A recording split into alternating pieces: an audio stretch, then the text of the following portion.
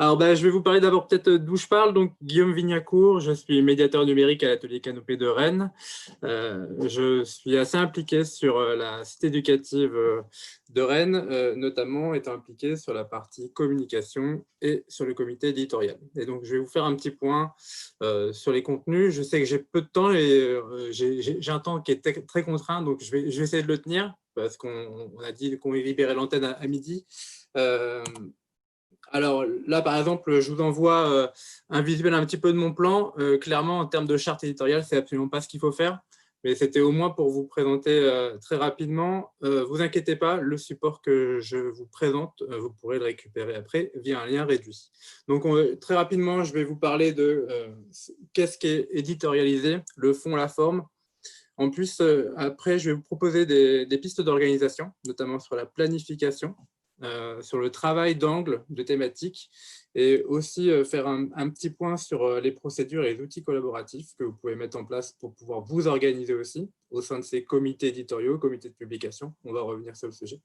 Et puis aussi, forcément, vous décharger un petit peu de la rédaction en animant une communauté de rédacteurs qui seront peut-être vos partenaires, les acteurs de la cité éducative et même, pourquoi pas, les enfants parce qu'on est là pour eux. Une définition très rapide, je vais peut-être passer, voilà, c'est Wikipédia, en tout cas, 2 choses à retenir. C'est une structuration, une organisation qui est organisée et qui est commune à toutes les personnes qui rédigent, et c'est surtout que ça relève d'un point de vue, c'est-à-dire qu'on va avoir un angle. Je reviendrai après. Les incontournables, la forme, parce qu'on va voir que sur du contenu, lorsqu'on est sur de la publication web, moins de 25% des internautes lisent complètement les contenus. Donc, il faut tout de suite les accrocher et on va essayer de voir un petit peu quelle stratégie on peut adopter.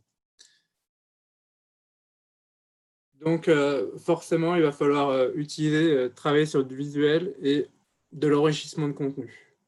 Souvent, on est aussi sur sur ce type de format lorsqu'on est sur de la promotion de dispositifs ou de labels, d'avoir des choses qui sont assez concises. Et donc, 500 mots, vous voyez, là, par exemple, sur une page A4, ça représente 3/4 de la page. Bien sûr, l'enrichissement se fait par de la photo, de la vidéo, ça peut être de l'audio et aussi de l'hyperlien, voire des fichiers que vous partagez. Tout à l'heure, on avait un bel exemple avec, sur le World Café qui était présenté tout à l'heure par Sébastien, avec notamment une fiche pratique qui pouvait être utilisée et réexploitée. Et puis forcément, vous allez pouvoir travailler sur ces formats avec des podcasts des acteurs, mettre en valeur des productions de classe, peut-être valoriser aussi des webinaires. C'est un nouveau format qui va vous permettre de communiquer avec vos acteurs de la cité éducative. Vous pouvez les enregistrer et pourquoi pas les héberger et les diffuser et les mettre en replay directement sur votre page. Travailler sur des informations de partenaires. Tout à l'heure, on avait l'exemple de sollicitation, par exemple, pour créer une carte qui permettait de voir tous les acteurs. On peut l'envisager aussi avec une carte collaborative où on a un mapping un peu global de toutes les actions en fonction des établissements. Et puis, dès que vous avez un temps de restitution, un temps de communication très officiel pour rendre des comptes, pour de pouvoir mettre aussi une restitution qui peut être lue sur différents formats. Le format infographie est un format assez efficace. Vous allez avoir pas mal d'outils qui vous permettent de travailler sur ce format de manière facile. J'aurai des propositions en tout cas d'accompagnement à vous faire à la fin. Il faut savoir que lorsque un utilisateur va lire votre article, en fait, il va avoir une lecture en F et la forme est vraiment très importante. Et donc, déjà, la lecture est linéaire. Et comme je vous dis en F, c'est qu'en fait, il va avoir des temps d'accroche. Et en fait, il va se fixer sur les fractures visuelles. Donc là, on a un exemple avec donc un titre, un chapeau, et puis ensuite du texte et du visuel. Un autre exemple avec des balises qui vous permettent du coup de séquencer votre texte sur différentes parties. Cette approche, elle est vraiment très importante pour pouvoir aussi avoir les lectures et puis donner envie de descendre un petit peu plus bas dans le texte et aller plus loin. Ce à quoi il faut penser, c'est avoir une sorte de charte graphique.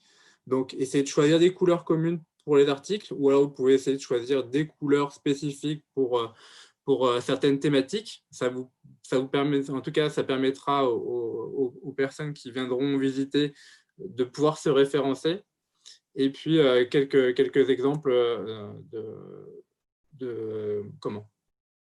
d'organisation de texte avec un titre clair, avec de la couleur, une proposition de chapeau jusqu'à 50 mots, avec des mots-clés, un engagement à travailler sur des verbes d'action et peut-être même directement travailler avec la taille de la police. N'hésitez pas à mettre des liens hypertextes, ça permet d'enrichir et de renvoyer vers d'autres publications que vous avez déjà faites. Et puis, de mettre les sources, c'est vraiment assez important. Dès que vous publiez quelque chose, il faut valoriser les personnes qui ont produit les contenus et notamment les crédits photos. Voilà, ça permet aussi de valoriser les acteurs et ceux qui ont contribué aussi à la communication. Le fond. Avant tout, anglais sur vos bénéficiaires. Donc, la cité éducative est là pour les jeunes. Ça, vous l'avez tous en tête, 0-25 ans. On va aussi, donc ça, ce sont nos bénéficiaires qui vont parfois être indirects. Il faut penser aussi à vos bénéficiaires directs qui sont les acteurs locaux. Donc, souvent, vos objectifs dans votre charte éditoriale qu'il va falloir créer, ou en tout cas sur lequel ça peut être intéressant de partager, en tout cas, les valeurs et les objectifs. Donc, valoriser les projets locaux de collaboration, rendre compte souvent de l'avancement du projet, créer de l'engagement à travers des appels à l'action. Souvent donner des rendez-vous, c'est-à-dire qu'une fois qu'ils ont lu un article, ça va être de tout de suite les projeter sur la prochaine étape du projet. Et puis, bien évidemment, évaluer les actions. En tout cas, le principal objectif, ça va être de vraiment mettre en lumière vos bénéficiaires, donc, et puis de valoriser les résultats et les bénéfices de vos actions. Les règles, en tout cas, sur les informations. Donc, dans le chapeau, on doit avoir une réponse. Donc, 5W, c'est qui, quoi, où, quand, comment. C'est la contextualisation qui est vraiment très importante et qui va amener votre audience à aller jusqu'au bout de l'article. Et les informations, finalement, les moins importantes, iront peut-être vers le bas et vous aurez la possibilité d'avoir la prise de rendez-vous pour la prochaine étape sur la partie conclusive. Avec, si vous rajoutez des fichiers en bas de page, souvent, ça va aussi faciliter la lecture. Trouver un angle éditorial. Alors, par angle, en fait, c'est par quelle histoire, ou en tout cas par quel point de vue vous allez raconter l'action qui a été développée. Donc souvent, on va avoir l'angle sur les bénéfices des actions. Ça, c'est ce que vous avez souvent proposé. Ça va être aussi la coordination des différents acteurs. On peut mettre en valeur aussi à travers l'angle d'initiative tiers, sur l'angle de l'évaluation, et puis aussi parfois travailler sur des points de vue peut-être plus sensibles, donc avec le point de vue des parents, je pourrais rajouter des enfants ou d'un acteur. Je renvoie cette petite ressource Lumni qui est vraiment assez pratique si vous avez envie de présenter ce qu'est un angle à votre comité éditorial. Alors, les droits et les règles, alors, je vais passer assez rapidement dessus. En tout cas, faire attention aux droits d'auteur, aux droits de diffusion, aux droits à l'image et aussi à la voix. Par exemple, si vous enregistrez, parce que parfois, c'est un des moyens qui vous permet d'avoir des témoignages très pratiques. Et en fait, la voix est une donnée personnelle et donc vous devez faire signer quand même aux personnes un droit d'utilisation de cette, en tout cas de leur voix ou même de toute production. Je vous renvoie donc vers le site EduSchool. Je vous propose aussi d'utiliser ce qu'on appelle les licences ouvertes. Lorsque vous faites une publication, il y a une documentation qui est faite, c'est d'utiliser ça. Ça vous permet aussi de vous protéger. Je ne vais pas forcément plus le développer. Je vous renverrai, en tout cas, vous avez ce PowerPoint en récupération. Ça vous permet de citer les auteurs et puis d'envisager la réutilisation telle quelle ou modifiable pour les différentes personnes qui pourront capter ce contenu. Des pistes d'organisation. Alors, la planification est vraiment très, très importante, notamment votre fréquence de publication. En tout cas, si vous avez déjà communiqué sur votre plateforme, j'espère que vous avez déjà rentré du contenu et que vous avez déjà anticipé les prochains rendez-vous. Et puis, à anticiper aussi les angles et les thématiques. Donc, souvent, sur la fréquence de publication, je vous conseille de vous calquer sur les périodes scolaires et les calendriers des acteurs. Donc, minimum 5 par an. Anticiper sur les sujets. Et vous pouvez déjà calibrer votre année avec les semaines 2, les différents temps forts qui sont planifiés. Travailler aussi sur les débuts de projet, les mi-temps ou les fins d'un dispositif, parce que ça permettra aussi de donner, par exemple, juste sur un dispositif, vous avez finalement 3 articles qui sont possibles. Le lancement, un point d'étape et l'évaluation finale avec la restitution. Très important, anticiper les supports et les médias que vous souhaitez pour pouvoir illustrer vos propos, parce que c'est souvent ce qu'on pense à la dernière minute, on est un peu pris par le temps. C'est important à chaque fois de désigner une personne et vraiment ne charger s'il y a une personne qui est dédiée, elle n'a pas d'autre rôle. Elle est là pour documenter.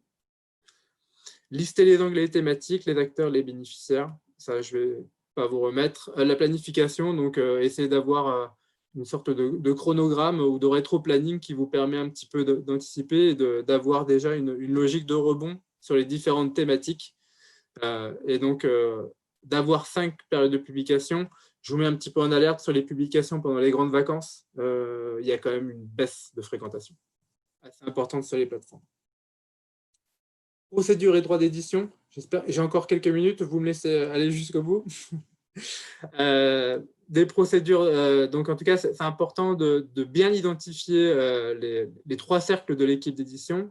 J'ai un petit schéma qui va vous les présenter juste après. Notamment lorsque vous faites des commandes sur des thématiques ou sur certains publics auprès des rédacteurs. Travailler aussi sur les procédures de stockage, c'est-à-dire qu'il faut essayer de centraliser un maximum toutes les informations parce que vous vous en servez, vous, aujourd'hui, pour votre plateforme, mais vous allez aussi devoir vous en servir pour votre évaluation de fin de programme. Donc, pensez vraiment à hiérarchiser, ça a été précisé par Sébastien, mais je vous le rappelle, et ce rappel n'est pas de trop. Travailler aussi sur des référencements, donc une taxonomie, j'appelle par là, c'est-à-dire essayer d'avoir des thématiques bien identifiées pour que chacun puisse essayer de remplir les cases. Et puis, travailler sur le nommage des fichiers, mais ça a déjà été dit. Et sur les étapes de validation et de publication, ça, c'est une organisation qu'il faut peut-être parfois même écrire, parce que certains pourraient se sentir lésés ou en tout cas produisent, mais ne sont pas publiés. Donc, au moins 3 instances à instaurer, sachant qu'elles peuvent être fusionnées. Un comité éditorial, un comité de rédacteurs qui peut être très large. Et la responsabilisation des acteurs, notamment à travers les appels à projets, je reviendrai après dessus. C'est important que lorsque vous faites un appel à projet un peu en format guichet où une asso, un établissement va venir vous solliciter, vous inscrivez dans votre appel à projet un cadre de restitution. Il faut forcément qu'ils vous donnent du contenu, de la vidéo, peut-être des photos. Après, c'est quelque chose qui se négocie avec eux, mais c'est quelque chose qui est quand même assez important de le cadrer parce que vous allez avoir besoin de remonter d'informations et toutes ces datas, il faut les anticiper. Et puis, bien évidemment, un comité de publication auquel parfois on associe une personne du comité stratégique parce qu'il y a aussi ces enjeux-là, ces enjeux politiques. Et donc, il faut essayer de voir que sur une publication sur toute l'année, on ait au moins convié une des 3 entités du copy stratégique.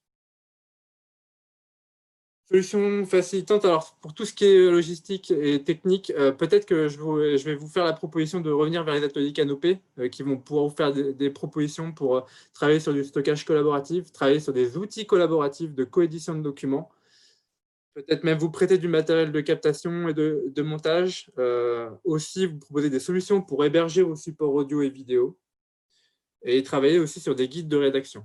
Et je note dictée et documentation numérique. J'entends par là que vous avez aussi parfois certains outils qui vous permettent de dicter et qui écrivent tout seul. Et c'est aussi très facilitant lorsque vous avez envie d'avoir le point de vue d'un habitant, le point de vue d'un jeune qui est dans une dimension inclusive, de pouvoir avoir une documentation beaucoup plus aisée juste par la dictée. Et vous avez des restitutions qui sont aussi très bien. Des exemples de contenu, vous l'aurez dans le PowerPoint que je partage. Travailler sur ces formats-là et essayer de voir la permanence, la rémanence de ces formats qui vous permettent de créer de l'engagement. Des pistes d'animation sur votre communauté de pratique et communauté de rédacteurs, ou on va dire communauté thématique. Donc, travailler le recrutement lors des appels à projets et des partenaires, parce que l'objectif, c'est de les engager comme rédacteurs. Eux, ils en ont besoin aussi parce que dans un petit peu les modes de vie, je vais dire même plutôt de survie des associations, parfois, ils ont besoin pour répondre à des appels à projets de preuves de déploiement. Et ça fait partie de la dynamique. Donc, c'est aussi un facteur motivationnel pour eux de pouvoir contribuer. Vous pouvez aussi faire des appels à contribution. Je vous invite à créer une boîte contact qui, mais ça, je pense que vous l'avez pratiquement tous fait, qui vous permet de centraliser. C'est une des solutions que Sébastien avait proposées. Un appel à l'action via des newsletters. Pourquoi pas proposer un livre blanc? Alors attention, avec modération, a priori ou a posteriori, c'est à vous de voir. Et travailler sur la documentation. Et là, je vous renvoie vers une dynamique, c'est ce qu'on appelle les communs de l'éducation. Je ne vais pas pouvoir le développer là, d'ailleurs j'ai déjà débordé, mais c'est quelque chose qui est assez intéressant parce qu'on est sur une logique de partage et symboliquement sur les cités éducatives, on a envie qu'il y ait du partage qui soit fait entre chacune des cités et par là, on développe les communs de l'éducation. Et bien sûr, ces communs, cette documentation va vous servir pour valoriser et surtout pour votre évaluation.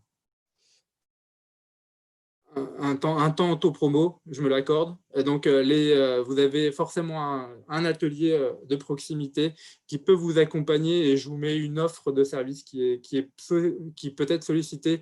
Elle est pour les élèves, mais elle peut être aussi sollicitée pour faire un temps de web radio avec des acteurs. Et c'était, je pense, l'initiative de la Voix des Territoires. Et je pense aussi aux collègues qui étaient là sur le précédent webinaire sur le canal est cité.